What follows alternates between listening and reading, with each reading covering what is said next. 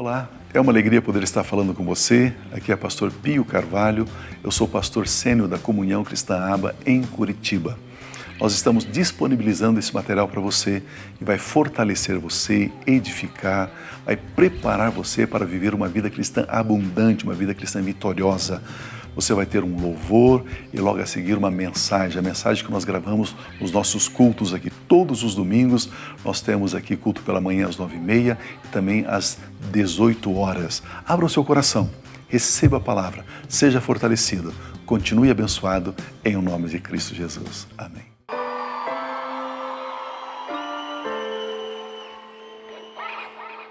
Cometer pecado, ferido e desprezado, não abriu a sua boca, morreu por meus pecados. Erga a sua voz.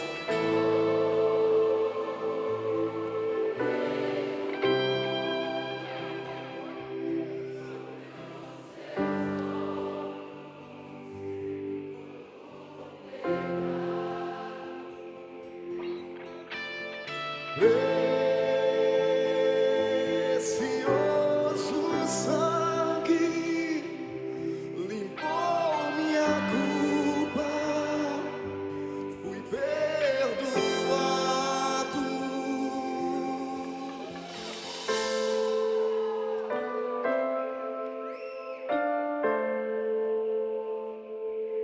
Tragada foi a morte, em Cristo a vitória, a cédula riscada mudou a minha história.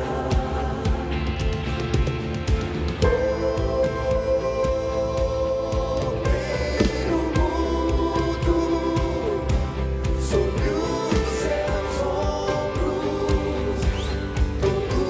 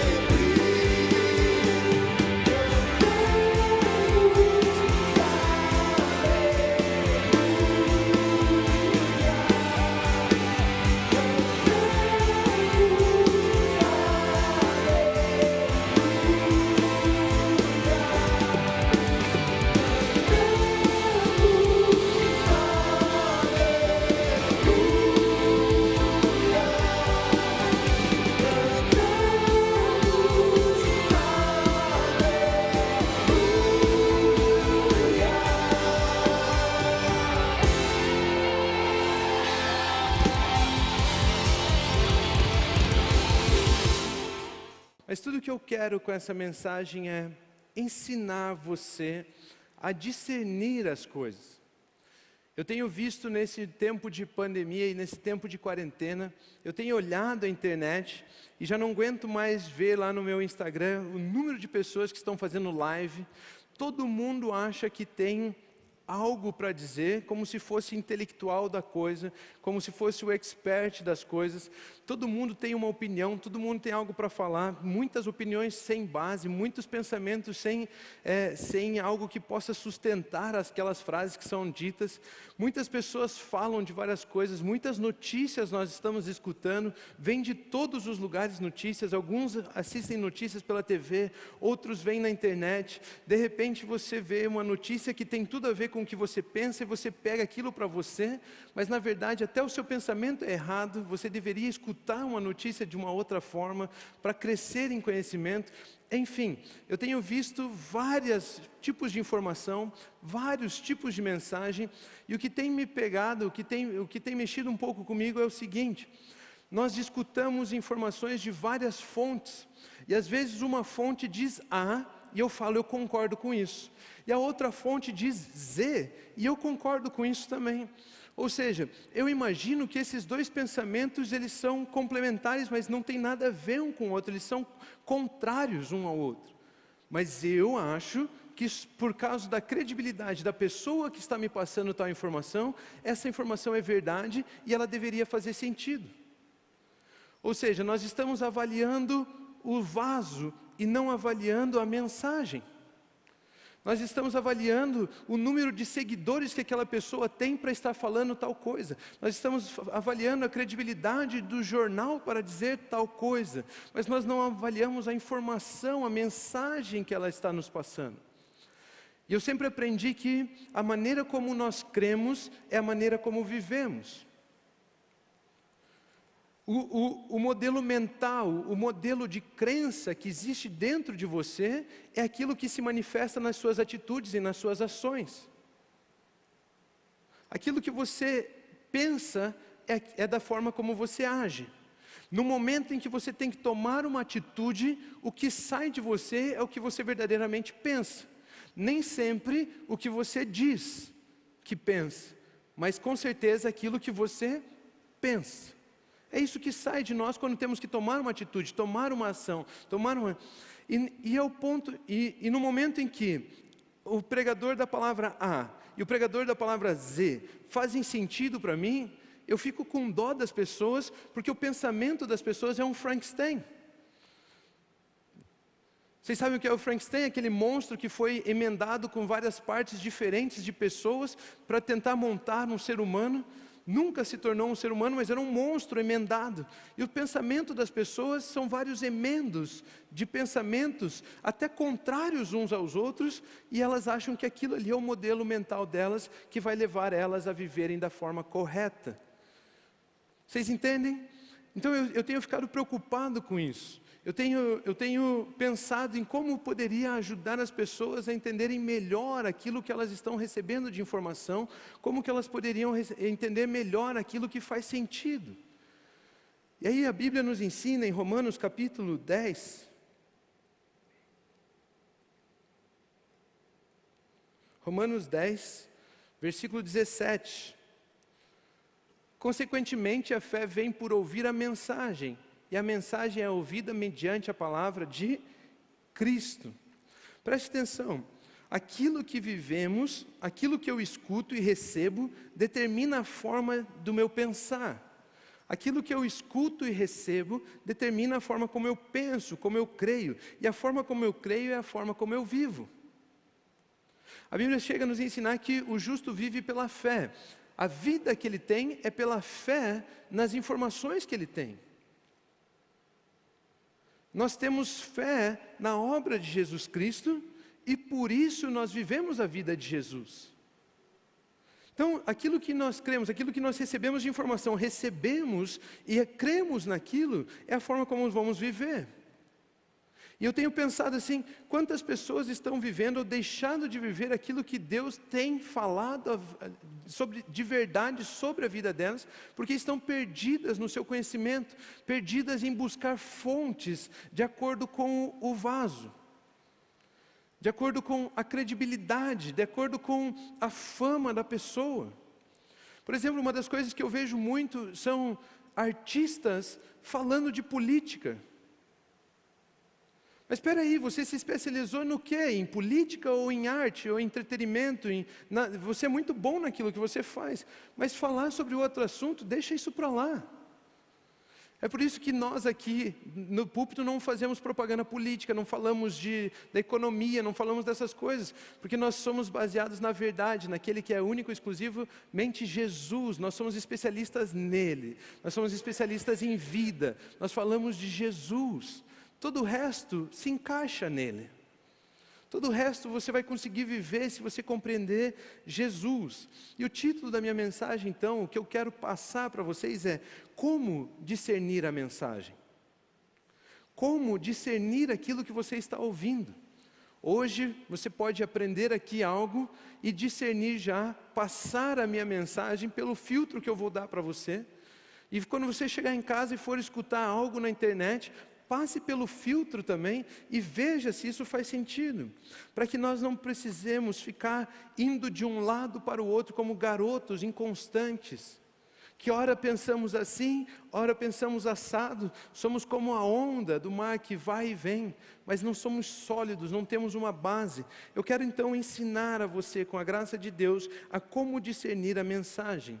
E nós precisamos entender que Deus foi revelado em plenitude através de Jesus Cristo. Deus foi revelado em toda a sua plenitude em Jesus Cristo. Não significa que Deus já não falou de várias maneiras. Não significa que Deus não se revela, não se manifesta em outras circunstâncias. Mas Deus, Ele se revelou por completo. A plenitude de Deus foi manifesta em Jesus Cristo. Existem várias outras formas de Deus ter falado para nós alguma coisa, de Deus se mostrar, de Deus se manifestar, mas nada em sua totalidade, tudo em pequenas expressões do seu ser. Por exemplo, Deus, Ele se revela através da natureza. Vocês sabiam disso? Que na natureza nós encontramos quem Deus é também. Deixa eu ler um versículo para vocês, alguns versículos. Romanos 1, 19 ao 25, que diz assim: pois o que de Deus se pode conhecer é manifesto entre eles, porque Deus lhes manifestou. Pois desde a criação do mundo, os atributos invisíveis de Deus, seu eterno poder e a sua natureza divina, têm sido vistos claramente, sendo compreendidos por meio das coisas criadas, de forma que tais homens são indesculpáveis. Porque tendo conhecido a Deus, não o glorificaram como Deus, nem lhe renderam graças, mas os seus pensamentos tornaram-se fúteis e o coração insensato deles obscureceu-se. Dizendo-se sábios, tornaram-se loucos. E trocaram a glória do Deus imortal por imagens feitas segundo a semelhança do homem mortal, bem como de pássaros, quadrúpedes e répteis. Por isso Deus os entregou à impureza sexual, segundo os seus desejos pecaminosos do seu coração, para a degradação do seu corpo entre si. Trocaram a verdade de Deus pela mentira e adoraram e serviram a coisas e seres criados em lugar do Criador, que é bendito para sempre. Amém. Você percebe como esses versículos estão nos ensinando que desde o princípio, quando Deus criou as coisas, Ele já se revelou nelas. Ele está nos ensinando que os homens antigamente, ao olharem para a natureza, ao olharem para as coisas criadas, eles viram Deus. E eles viram tanto Deus naquilo que eles estavam vendo, que eles passaram a achar que aquilo que eles estavam vendo era o próprio Deus. E se entregaram à adoração das coisas, e não à adoração daquele que criou as coisas. Eles se entregaram à adoração da criatura, e não ao Criador. Eles começaram a idolatrar eles mesmos, ou então animais, a se curvar diante de ratos, de elefantes, de vacas, de enfim, eles se curvam diante de deuses que têm aparência de animais. Eles começaram a adorar a natureza, a abraçar as árvores, como se as árvores fossem passar a energia para eles. Mas o que esse versículo está nos ensinando é que existe sim uma revelação de quem Deus é nesses animais, nessas coisas na natureza. Mas o Criador não é aquilo. Nós encontramos a manifestação do Criador naquilo, mas o Criador não está naquilo. É apenas uma mensagem que aponta para o verdadeiro, é uma mensagem que aponta para quem é o Criador. Nós podemos encontrar a manifestação de Deus na natureza? Sim. Quer ver um exemplo? Uma semente que não morre sozinha, colocada no solo, ela não se torna uma árvore frutífera. O que nós aprendemos com esse exemplo? O amor de um por muitos. Uma semente é capaz de morrer para ela mesma, para que ela possa crescer e ser uma árvore frutífera, que dê frutos para muitas pessoas. Vocês percebem isso? Ou seja, podemos ver no sistema da planta o amor de um por vários. Isso significa que o amor está na semente? Não, de forma nenhuma. Mas está naquele que se revelou também na semente. Por isso, não vamos adorar as sementes, mas aquele que é capaz de se revelar através delas. Nós não vamos fazer da semente um ídolo para nós. Eu não vou vender aqui para você sementes de girassol para você levar para casa, para falar que isso vai te dar fertilidade. Percebe? Nós não vamos adorar a semente. Mas no exemplo da semente nós encontramos uma revelação de Deus. E como nós sabemos que essa mensagem realmente vem de Deus? A questão é, se olharmos a semente do ponto de vista de Cristo, ela se encaixa na mensagem de Jesus? Eu ensino vocês, João 12, 23 e 24 diz o seguinte: Jesus respondeu: chegou a hora de ser glorificado o Filho do Homem. Digo-lhes verdadeiramente que, se o grão de trigo não cair na terra e não morrer, continuará ele só, mas se morrer, dará muito fruto. Percebe como, quem é a semente de trigo a qual Jesus está se referindo? Ele mesmo. A mensagem de Jesus, usando o exemplo da semente, o exemplo que foi revelado desde o princípio, semente nunca mudou. Deus criou dessa forma a semente de trigo e até hoje é a mesma coisa. Até hoje é o mesmo sistema, a semente cai na terra, morre, cresce e dá muito fruto. Mas Jesus usou esse exemplo para mostrar que isso revela a obra daquilo que Jesus mesmo estava para fazer na terra. Entregar a sua vida por amor a mim e a você. Ele morreu para que eu e você nos tornássemos frutos da obra de Deus. É isso que está nos ensinando. Jesus então, ele está revelando assim o que ele estava para fazer, se entregando à morte para que muitos pudessem nascer como ele. Jesus é amor. O grão de trigo apenas passa uma mensagem que aponta para Jesus. Nós podemos ver mensagens, revelação, manifestação de Deus em muitas coisas. Mas nós temos que pegar essas coisas que estamos vendo e passar por uma peneira, vamos dizer assim, passar por um filtro. E o nome desse filtro é Jesus. Se fizer sentido com a mensagem de Jesus, essa mensagem que está sendo emitida pela natureza, ou por qualquer pessoa que esteja transmitindo uma mensagem por palavras, se passar por Jesus, essa mensagem de fato vem de Deus. Porque não importa o que a gente escute, não importa onde a gente veja Deus, toda a plenitude de Deus foi revelada em Jesus. Ou seja, qualquer coisa que nós pensamos tem que passar por Jesus para ter vindo da parte de Deus. Olha o que diz Hebreus capítulo 1, versículos 1 a 3. Há muito tempo Deus falou muitas vezes e de várias maneiras aos nossos antepassados por meio dos profetas. Ou seja, Deus falou por meio da criação, Deus falou por meio de profetas. Mas nesses últimos dias falou-nos por meio do Filho. a quem constituiu o herdeiro de todas as coisas e por meio de quem fez o universo. O Filho é o resplendor da glória de Deus e a expressão exata do seu ser. Sustentando todas as coisas por sua palavra poderosa, depois de ter realizado a purificação dos pecados, ele se assentou à direita da majestade nas alturas. Deus já falou de diversas maneiras, mas agora ele fez tudo que ele é se manifestar em um único ser, Jesus. Vocês percebem o que o texto está nos ensinando? Em Romanos nós lemos que Deus já se expressou na criação, na natureza, na criatura. Agora ele está nos ensinando que Deus já falou para a humanidade através de profetas. Mas o que ele falou é que no último tempo, no momento exato, ele enviou Jesus, e Jesus é a expressão exata de quem Deus é. Jesus representa tudo aquilo que é Deus. Jesus é a mensagem perfeita. Jesus é o próprio Logos, a própria palavra encarnada. Jesus, única e exclusivamente Jesus. Por isso a mensagem, toda a mensagem deve passar por Cristo Jesus.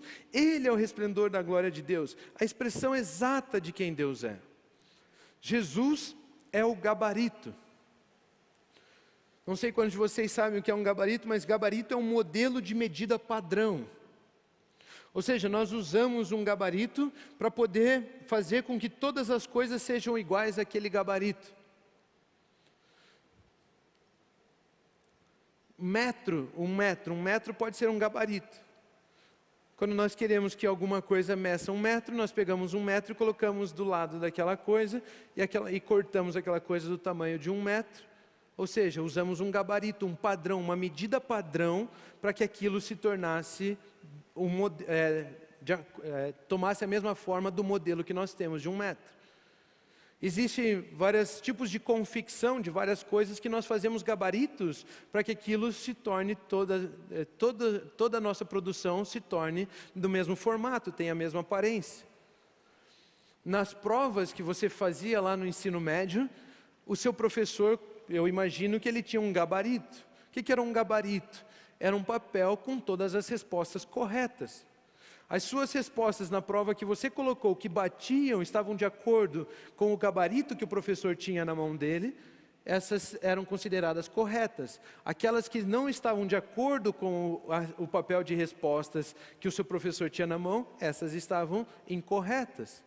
Ou seja, cada vez que tinha um pontinho que você marcou lá no cartão diferente do gabarito, era considerado um erro. Toda vez que tinha um pontinho marcado de acordo com aquilo que o professor tinha na mão, você tinha um acerto, você tinha uma nota maior. Então, Jesus é o modelo, Jesus é o gabarito. Jesus é o que revela se aquilo é verdade ou não. Jesus é aquilo que diz se aquilo é bom para você ou não. Jesus é o gabarito. Em Colossenses capítulo 1, versículos 15 ao 20, a Bíblia diz assim: Ele é a imagem do Deus invisível. Jesus é a imagem do Deus invisível, o primogênito de toda a criação. Pois nele foram criadas todas as coisas, nos céus e na terra, as visíveis e as invisíveis, sejam tronos ou soberanias, poderes ou autoridades. Todas as coisas foram criadas por Ele e para Ele. Ele é antes de todas as coisas e nele tudo subsiste. Ele é a cabeça do corpo, que é a igreja. É o princípio e o primogênito dentre os mortos, para quem tudo tenha a supremacia. Pois foi do agrado de Deus que nele habitasse toda a plenitude. Todo já é tudo, plenitude já é completo. Ou seja, ele está enfatizando 2 vezes, toda a plenitude, tudo que é tudo está em Jesus, habita em Jesus. E por meio dele reconciliar-se consigo todas as coisas, tanto as que estão na terra quanto as que estão nos céus, estabelecendo a paz pelo seu sangue derramado na cruz. Jesus Cristo é o gabarito. Ele é a expressão exata. Tudo aquilo que Deus é, tudo aquilo que existe em Deus, tudo aquilo que Deus quis revelar a mim e a você, encontra-se em Cristo Jesus, única e exclusivamente nele. Mas apenas ouvir que Jesus é o gabarito, isso não nos convenceria. Jesus mesmo veio e falou: eu sou o caminho, a verdade e a vida, e as pessoas que estavam em volta dele não concordaram com isso. Apenas ouvir essa mensagem não seria suficiente para nos convencer. É por isso que foi do agrado do Pai que nele habitasse toda a plenitude, mas também que por meio dele todos fossem reconciliados a ele por meio do seu sacrifício. O que nos prova e valida que Jesus é a verdade, que guia e conduz todas as coisas, é a obra da cruz. O que nos prova que Jesus é a verdade, é o fato de a morte não ter sustentado, não ter mantido ele morto, por ele ser santo, por ele ser justo, por ele ser a verdade, por ele ser a própria manifestação do amor de Deus. Vocês entendem isso? Jesus é comprovadamente ressurreto. Se existe alguém que tem que provar alguma coisa, são as pessoas que têm que tentar provar que ele não ressuscitou, e não nós que temos que provar que ele ressuscitou. Vocês entendem isso? Isso é um fato histórico, isso é verídico, isso é de fato assim. E ninguém entende por que ele ressuscitou, mas nós temos essa revelação. Nós sabemos que ele é a própria manifestação do amor de Deus, e a morte não contém o amor, porque o amor nunca perece, o amor nunca perde, o amor nunca falha. E o amor é mais forte que a morte. E ele ressurgiu. O que valida a veracidade de Cristo é a sua morte, a sua ressurreição, é a obra de Cristo Jesus, é a cruz. Apenas falar que ele é a verdade, apenas falar que é o gabarito, nem ele conseguiu convencer as pessoas. Mas agora, através daquilo que aconteceu com ele, da sua ressurreição, nós temos a comprovação de que ele é de fato a verdade. Porque ele disse que morreria, ele disse que ressuscitaria, e essas coisas foram de fato assim. Jesus então morreu, por morrer e ressuscitar, ele se tornou um modelo. E eu quero dizer o seguinte: ele se tornou o modelo de quem você é. Jesus é o que filtra todas as mensagens, e ele é o modelo de quem você é. Se qualquer mensagem for dirigida à sua pessoa, for dirigida para você, que não se encaixa em Jesus, ela está errada. Olha o que diz Colossenses 1, 21 a 23. Antes vocês estavam separados de Deus, e na mente de vocês eram inimigos por causa do mau procedimento de vocês.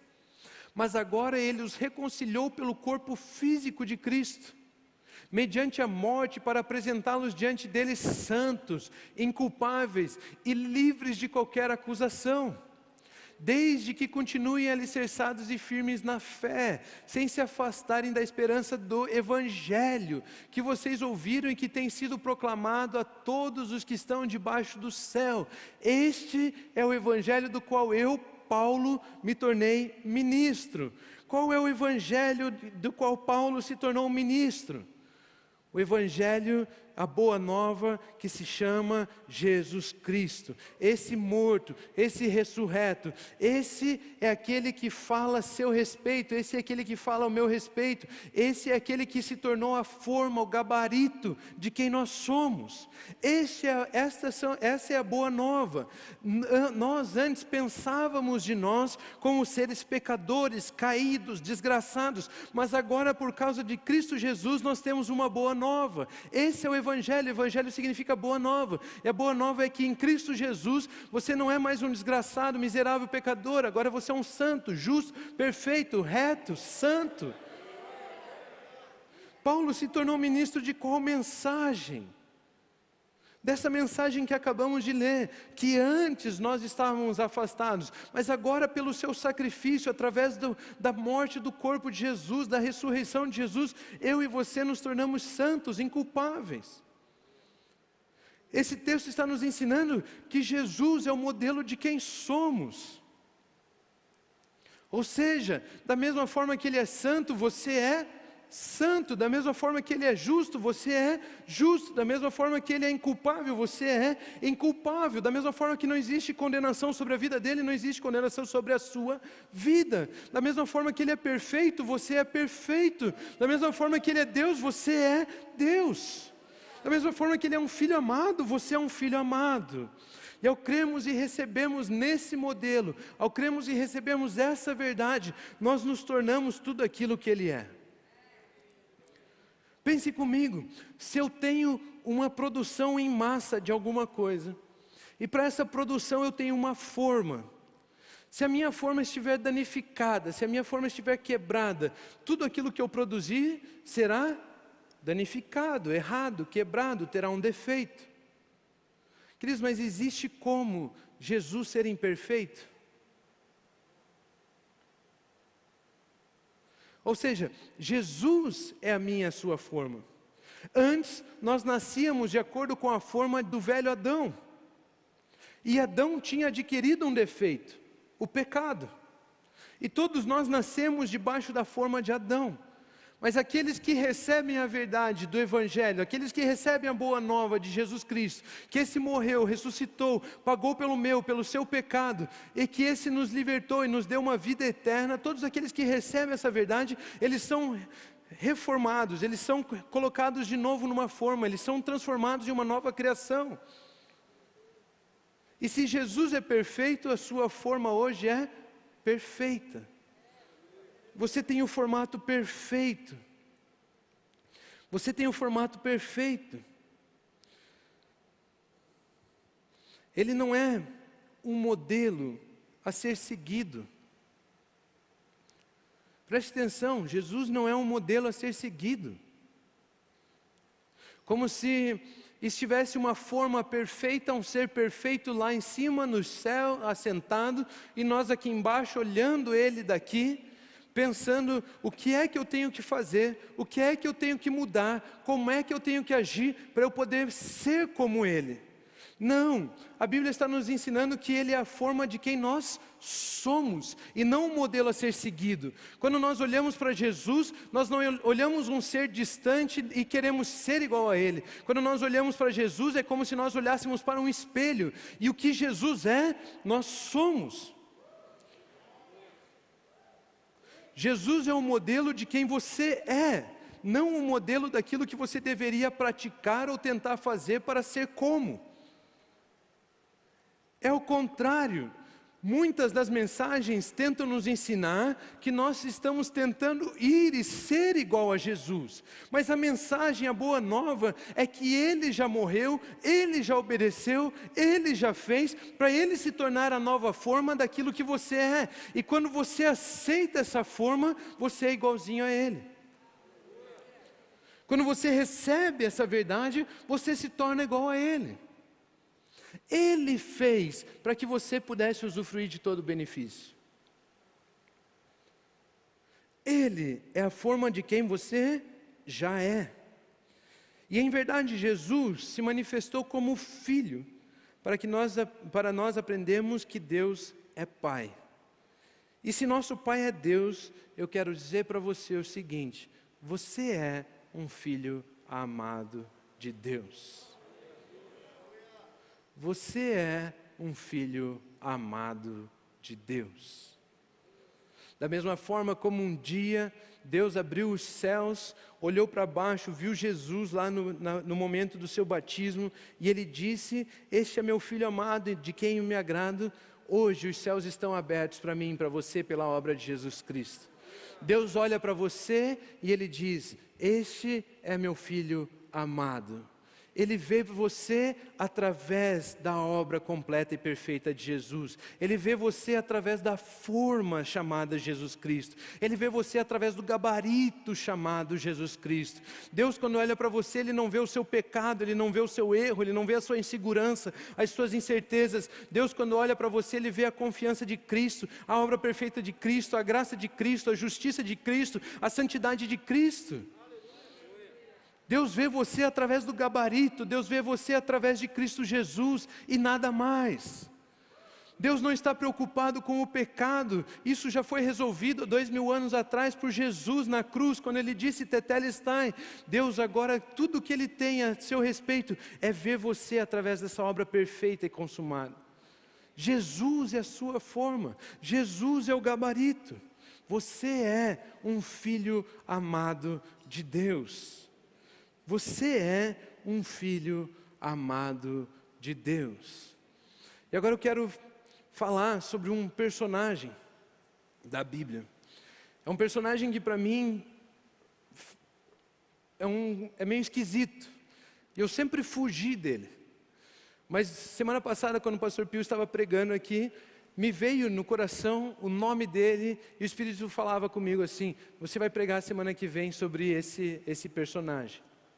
Eu pensei, fácil, sábado à noite eu preparo uma mensagem para os jovens, e ali eu falo um pouco sobre quem era o personagem, explico qual era a vida dele, procuro uma ou outra aplicação, passo uma boa mensagem, ensino uma boa coisa, mas de repente o pastor Pio me aborda e fala assim: ó, eu precisava que você pregasse domingo, tá bom? Então a mensagem que o Espírito tinha não era para o sábado à noite, para os jovens, mas sim para a igreja. E esse personagem então é algo que o Espírito colocou no meu coração para compartilhar com a igreja. E o nome desse personagem é Balaão.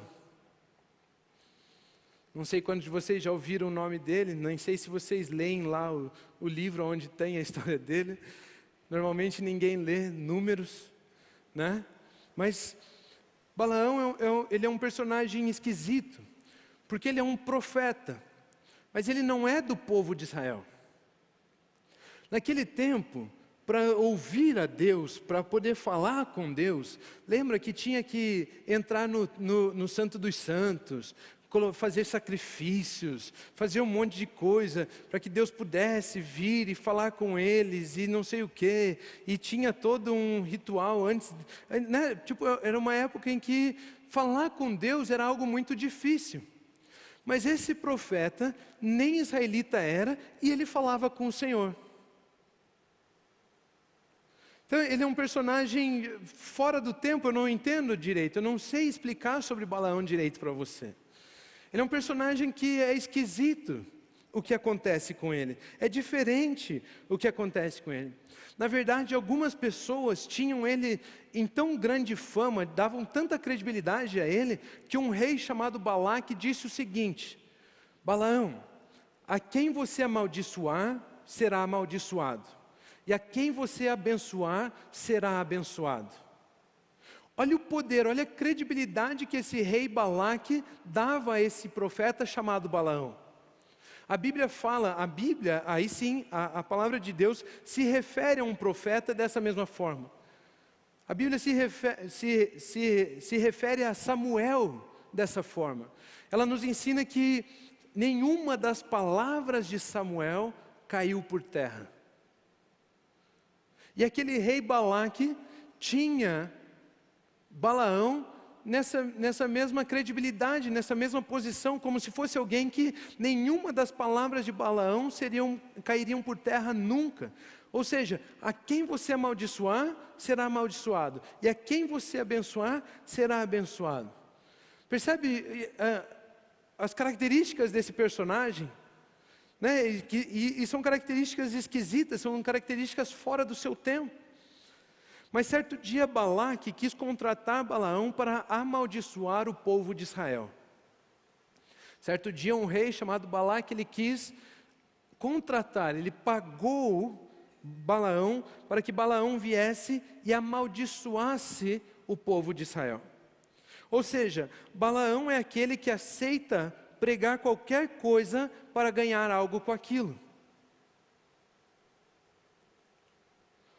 Balaão é aquele que aceita, na verdade ele não tem toda essa credibilidade, porque ele é aquele que aceita pregar qualquer coisa para receber algo daquilo. A história de Balaão nos ensina que, não importa quem seja, se estiver ensinando fora do gabarito, que é Jesus, foi levado pelo caminho de Balaão. Muitas pessoas vêm e tentam vender para você uma rosa ungida.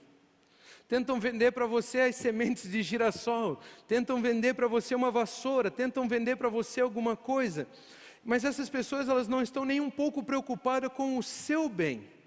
Elas querem saber o que elas podem ganhar com isso. Elas não estão interessadas se a mensagem é de maldição ou se a mensagem é de bênção. O que elas querem saber é que elas estão no caminho de Balaão e o que elas querem receber é o que importa. Hoje em dia nós vemos muito disso. Eu e você sabemos que, ok, uma rosa ungida eu não vou ganhar.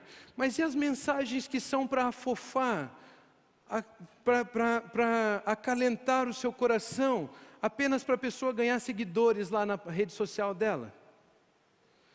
A pessoa não está preocupada com você, ela fala o que você quer ouvir, ela não fala a verdade, ela não está ensinando, ela fala o que as pessoas querem ouvir, porque ela quer saber o que ela vai ganhar com isso, ela quer saber qual é o tamanho da influência que ela vai ter com isso. Esses, a Bíblia diz que assumiram o caminho de Balaão, são amantes da injustiça, segundo Pedro. São amantes da injustiça. A Bíblia está nos ensinando que existem coisas nas nossas vidas que são transmitidas, são mensagens que chegam até nós, que são mensagens apenas transmitidas para saber o que o pregador pode receber com aquilo.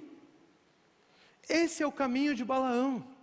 E muitos de nós olhamos a credibilidade, olhamos o número de seguidores, olhamos o tamanho do ministério, olhamos e não avaliamos a mensagem em si. Não vemos se a mensagem passa por Cristo. Nós estamos de olho apenas no vaso e não na mensagem. Vocês estão me entendendo? Vocês estão me acompanhando? Mas a história de Balaão ensina que qualquer pessoa que ensine, ela quer receber, ela não quer ensinar, ela não está preocupada. Por isso ela fala qualquer coisa para poder ganhar algo. Ela fala qualquer coisa para poder ganhar algo.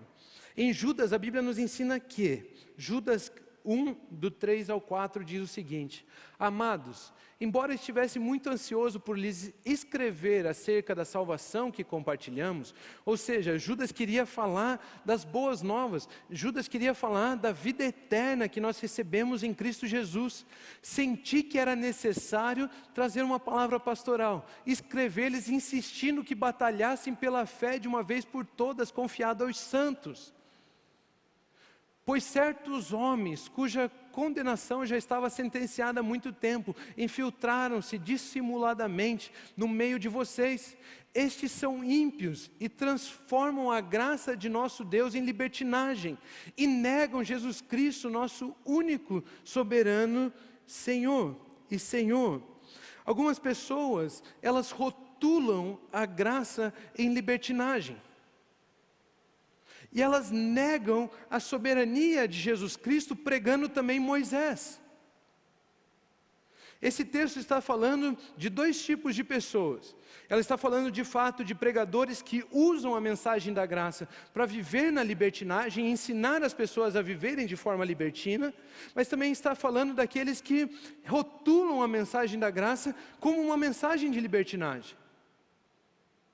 Esses que rotulam a mensagem da graça como uma mensagem de libertinagem, eles são apaixonados por Moisés, pela lei, pelo antigo. E por isso eles negam Jesus como soberano e Senhor. Existem muitos pregadores dessa forma por aí, queridos. Nós não podemos escutar esse lixo. Isso não faz parte de nós, não passa por Jesus.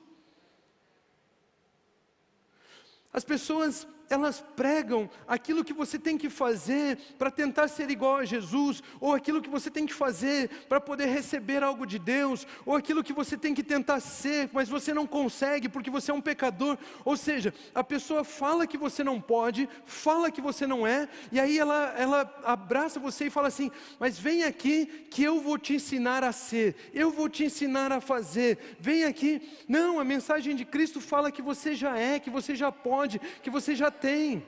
As pessoas, elas usam dessa mensagem. Pode aplaudir.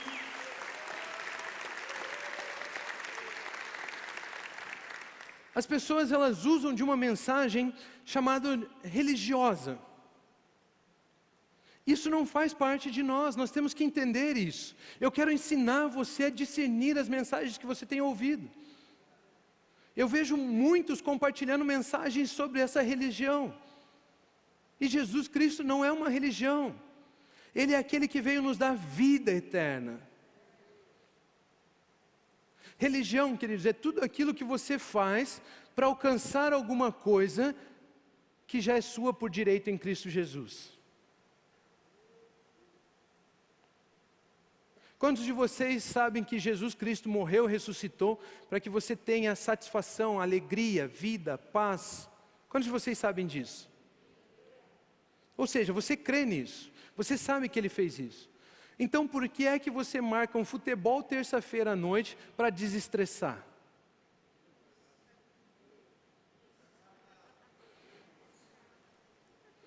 Esse futebol acabou de se tornar algo religioso, porque está tentando dar a você algo que já é seu por direito em Cristo Jesus. Porque você acha que uma bolsa nova vai te dar felicidade. O cartão de crédito cheio, né? Você podendo gastar um limite ilimitado. Essas coisas acabaram de se tornar a sua religião, porque você passou a confiar nisso e não mais naquele que é a fonte de todas essas coisas.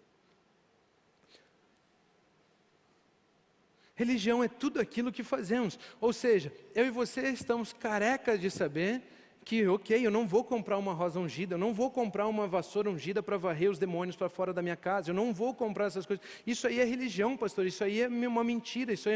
Mas eu e você às vezes não olhamos para coisas sublimes, que se nós colocarmos em Cristo Jesus, elas não vão fazer sentido também. Agora, no momento aí do coronavírus, pessoas cristãs com medo,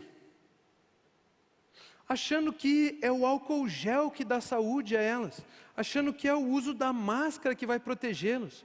Nós fazemos isso por concordarmos com as autoridades. Se eles estão pedindo, nós fazemos, mas não é isso que nos traz segurança.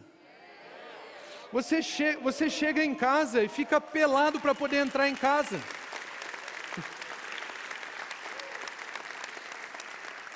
Religião expõe as pessoas ao ridículo, ela tira a nossa dignidade, ela acaba com os nossos privilégios de vida.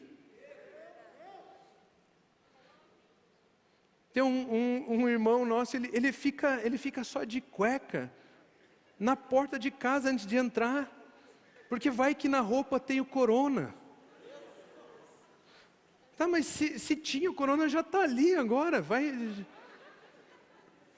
Mas percebe, colocando a pessoa naquela situação, na porta da sua casa, o medo, a religião, não pode vir de Deus isso. Religião, ela tira os seus direitos de filho, te escraviza. Pessoas que deixam de viver a sua vida familiar, deixam de aproveitar as suas famílias, porque ficam fazendo campanha, porque ficam escondidos em lugares, porque ficam se isolando, porque ficam... Pessoas que deixam de ter uma refeição no Dia dos Pais, porque naquele momento decidiu fazer um jejum. Deixam de ter comunhão com os familiares, porque isso é perder os seus direitos de filho. A religião te escraviza. E existem pregadores que estão anunciando isso, porque eles não estão preocupados com vocês, não estão preocupados conosco. O que eles querem é saber o quanto eles podem ganhar dessa ignorância toda. E nós não podemos ouvir esse tipo de mensagem. Nós não podemos dar ouvido a isso. Se não passar pelo filtro, pelo crivo que é Jesus, não vale a pena ouvir. Não importa quem seja, quão influente ou quão sábio pareça, ao não pregar apenas Jesus é como se estivesse sendo pago para amaldiçoar, pois quem prega a lei deseja a maldição que vem com ela. Quem anuncia e prega Moisés, quem usa o púlpito para pregar a lei, anunciar Moisés, usa o púlpito para amaldiçoar. Pois quem que prega a lei deseja a maldição que vem com a lei. Olha o que diz Gálatas 3, 10, 14. Não sou eu que estou falando que quem prega a lei amaldiçoa. Já os que se apoiam na prática da lei estão debaixo de maldição. Pois está escrito: maldito todo aquele que não persiste em praticar todas as coisas escritas no livro da lei. É evidente que diante de Deus ninguém é justificado pela lei, pois o justo viverá pela fé. A lei não é baseada na fé, ao contrário, quem pratica essas coisas, por elas viverá. Cristo nos redimiu da maldição da lei. Jesus Cristo nos tirou da maldição da lei, quando se tornou maldição em nosso lugar, pois está escrito: maldito todo aquele que for pendurado no madeiro. Isto para que em Cristo Jesus a bênção, não a maldição, a bênção de Abraão chegasse também aos gentios, para que recebêssemos a promessa do Espírito mediante a fé, não as obras. Olha o que esse texto está nos ensinando. Tudo que é maldição acaba em Cristo, e a partir dele só saem bênçãos. Queridos, a obra de Jesus Cristo nos libertou de 3 coisas: do pecado, da lei e do egoísmo. Nós temos que ter essa certeza, nós já fomos libertos dessas coisas. Jesus Cristo já fez. Aqueles que pregam e anunciam a lei, eles querem que você volte a esse jugo de escravidão. Eles querem que você volte a ter uma vida amaldiçoada. Nós não podemos ouvir esse tipo de mensagem. Nós não podemos dar ouvidos a esse tipo de mensagem.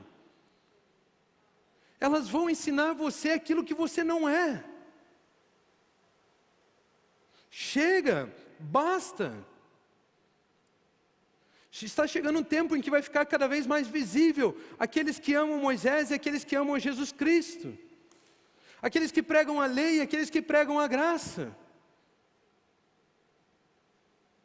Vai ficar cada vez mais visível e nós precisamos estar preparados para sabermos discernir a mensagem que estamos ouvindo. Nós precisamos estar preparados. Jesus Cristo, em Jesus, tudo se torna bênção. Ele se fez maldição, se fez maldito, para que nós pudéssemos nos tornar abençoados. Jesus. E agora eu quero falar um pouco, quero ler um pedaço da história de Balaão. Em Números nós descobrimos que existe algo maior que o desejo daqueles que amam o prêmio da injustiça. Existe algo que acaba com essa mensagem antiga. Números 23, do 1 ao 11, diz o seguinte: Balaão disse a Balaque: construa para mim aqui 7 altares, e prepare-me 7 novilhos e 7 carneiros. Balaque fez o que Balaão pediu, e os 2 ofereceram um novilho e um carneiro em cada altar. E Balaão disse a Balaque: fique aqui junto ao seu holocausto, enquanto eu me retiro. Talvez o Senhor venha ao meu encontro, o que Ele me revelar, eu lhe contarei. E foi para um monte. Deus o encontrou, e Balaão disse: preparei 7 altares, e em cada altar ofereci um novilho e um carneiro. O Senhor pôs uma mensagem na boca de Balaão e disse: volte a Balaque e dê-lhe essa mensagem. Ele voltou a Balaque e o encontrou ao lado de seu holocausto, e com ele todos os líderes de Moabe. Então Balaão pronunciou este oráculo, essa mensagem, essa visão: Balaque trouxe-me de Arã, o rei de Moabe buscou-me nas montanhas do Oriente.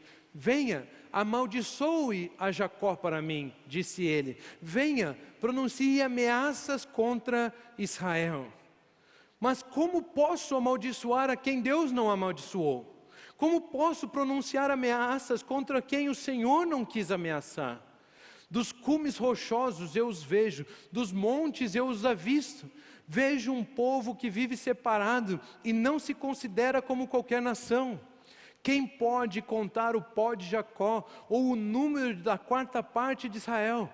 Morra eu a morte dos justos, e seja o meu fim como o deles. Então Balaque disse a Balaão: que foi que você me fez? Eu o chamei para amaldiçoar meus inimigos, mas você nada fez senão abençoá-los. Você nada fez senão abençoá-los. Queridos, Balaão foi e ofereceu um sacrifício. E a partir do momento em que ele ofereceu um sacrifício, ele não podia mais amaldiçoar o povo de Israel. Tudo que ele via, ele começou a ver através do sacrifício. Ou seja, se a mensagem vier através do sacrifício, se a mensagem passar pelo sacrifício de Cristo Jesus, ela nunca vai vir em forma de maldição. Se a mensagem passar pelo filtro, se a mensagem passar pela peneira, se a mensagem passar pelo gabarito chamado Jesus, ela sempre vai chegar à sua vida como bênção. Ele ofertou um sacrifício, mas abençoou Israel.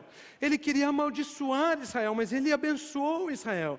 A questão, meus queridos, é que por mais que as intenções sejam ruins, por mais que Moisés, a lei e toda a tentativa de te condenar debaixo do pecado seja pregada, Deus sempre vai olhar e validar apenas a palavras anunciadas através do sacrifício. Deus sempre vai validar apenas as palavras anunciadas através do sacrifício.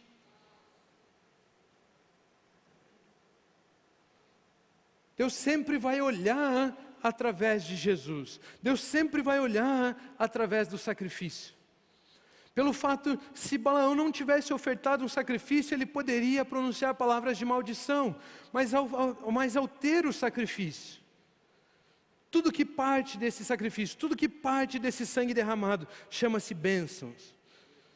Deus transforma a maldição em bênção. A obra de Jesus Cristo é um filtro que transforma o que entra sujo para sair limpo. O que passa por ele se torna bênção. Tudo aquilo que for capaz, tudo aquilo que é antigo, tudo aquilo que já passou, tudo aquilo que já foi anunciado, que passar pelo prumo, que passar pelo gabarito chamado Jesus, isso sim faz sentido, e isso sim é para a sua vida. Tudo aquilo que não passar pelo gabarito que se chama Jesus, isso sim não é para a sua vida. Isso sim não fala a respeito de quem você é. Isso sim não fala a respeito daquilo que você pode, daquilo que você tem. A mensagem, toda e qualquer mensagem, toda e qualquer palavra pregada, todo e qualquer tipo de informação tem que chegar até você apenas, única e exclusivamente através da obra perfeita do sacrifício de Jesus. Não permita que nada chegue à sua vida sem passar antes pelo crivo, passar antes pelo gabarito chamado Jesus. A obra de Jesus Cristo é um filtro que transforma o que entra sujo para sair limpo. O que passa por ele se torna bênção. A história de Balaão nos ensina que não existe maldição através do sacrifício. Não existe maldição através da obra perfeita. Balaão via o povo de Israel através do sacrifício oferecido, por isso não podia amaldiçoar Israel. E eu tenho uma ótima, uma perfeita notícia para você. Hebreus 10:12 diz o seguinte: Jesus, porém, tendo oferecido para sempre um único sacrifício pelos pecados, assentou-se à destra de Deus. Jesus ofereceu um único sacrifício. Isso significa que é um sacrifício perfeito, é imutável, tem validade para Deus hoje, amanhã e sempre terá. É infinito, é eterno, é um sacrifício para sempre. É um sacrifício que responde por mim, é um sacrifício que responde por você, é um sacrifício que responde por todos aqueles que invocam o nome do Senhor Jesus. É um sacrifício que responde por toda a humanidade, por todos aqueles que Jesus amou. É um sacrifício perfeito, foi colocado um sacrifício perfeito para sempre, um único sacrifício pelos pecados, e depois disso nós temos a certeza que não haverá mais nenhum, porque aquele que trabalhou, aquele que fez, aquele que obedeceu, ele já está assentado nas regiões celestiais, à direita de Deus, ele já está assentado, e quem se assentou não tem mais obra para fazer, não tem mais o que trabalhar. Jesus já fez, ele sacrificou uma vez por todas, e hoje eu quero dizer para você, você é um abençoado,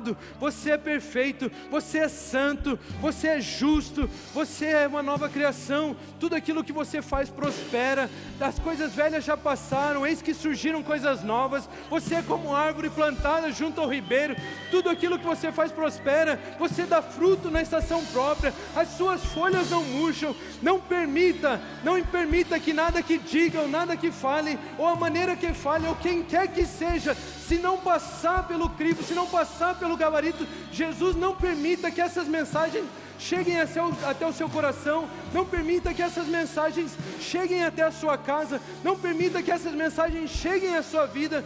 A única mensagem que edifica a nossa fé, a única mensagem que edifica as nossas vidas, chama-se Jesus Cristo, esse morto, esse ressurreto, porque através dele, tudo que vem, tudo aquilo que existe a nosso respeito é bênção. Tudo aquilo que ele tem para você são bons olhos. Não existe condenação, não existe culpa, existe um ser justo. Você é perfeito, você é um filho amado de Deus. Você é um filho amado de Deus. Permita que uma única mensagem chegue até você, e essa mensagem chama-se Jesus Cristo. Continuem a abençoar-nos.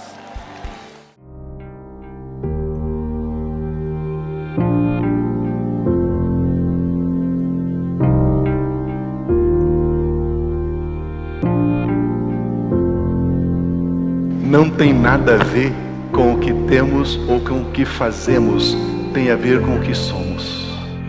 A mesma vida que Jesus tem, a mesmíssima, a mesma natureza, a mesma essência, a mesma vida, a vida incriada, o Zoe, a vida eterna, a mesma vida Deus colocou dentro de você. E você avança com absoluta certeza e segurança, porque você sabe quem você é. E quando você sabe quem você é, e quando você é maravilhoso. Como é bom